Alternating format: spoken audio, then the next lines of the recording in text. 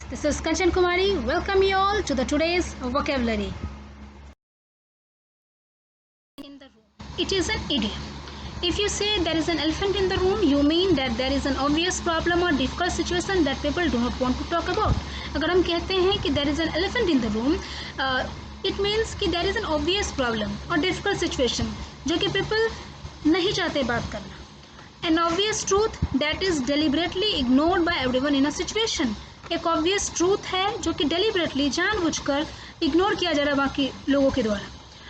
The rationally the set of reasons कहा जाए जो बिहाइंड द इडियम है, इसका ये है कि an elephant in the living room would be impossible to overlook. अगर एलिफेंट हो हमारे रूम में या लिविंग रूम में तो it is impossible to overlook. But people in the room can nevertheless choose to behave as if the elephant was not existent. लेकिन उस रूम में जो लोग हैं, the people in the room, वो फिर भी ऐसा चूज़ कर रहे हैं, ऐसा बिहेव कर रहे हैं एज कि वहाँ पर एलिफेंट तो है ही नहीं, वो तो नॉन एग्जिस्टेंट हो. कई बार हम देखते हैं कि पॉलिटिशियंस जब अपने जो उनका प्रोमिसेस था, जो उनका कमिटमेंट था, उसको पूरा नहीं करते हैं तो वो उस बारे में बात नहीं करते. जब वो नेक्स्ट इलेक्शन में आते हैं वो चाहते हैं कि कुछ और बातें बोले जिसमें कि वो लाइक नई नई बातें या जिसमें वो सक्सेस करें उसकी बात बोलेंगे. लेकिन जो एलिफेंट इन द रूम है जिसके बारे में जनता जानना चाह रही है उसके बारे में वो नहीं बोलेंगे. ऐसा वो डेलिबरेटली करते हैं. तो पॉलिटिशियंस जो ऑब्वियस ट्रूथ के बारे में डिस्कस नहीं करते, उस ऑब्वियस ट्रूथ को भी हम क्या कह सकते हैं, elephant in the room. Let's understand this idiom in a very fun manner.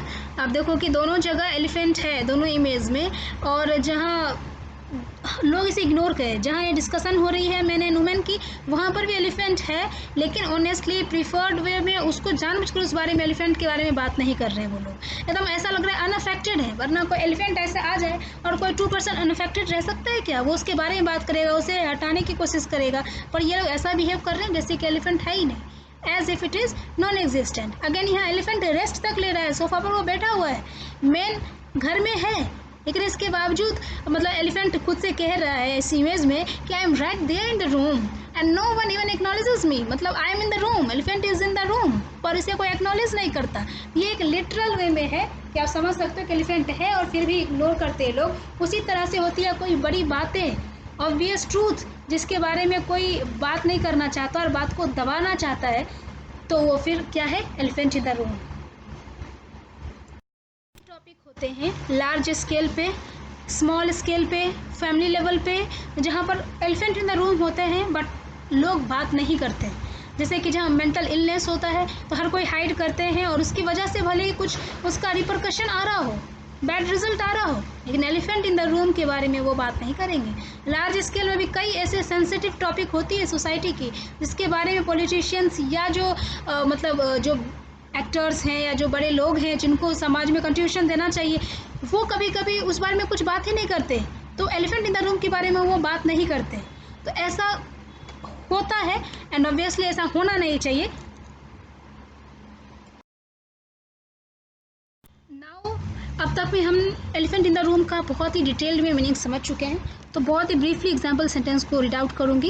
Instead of beating around the bush it's always best to address the elephant in the room.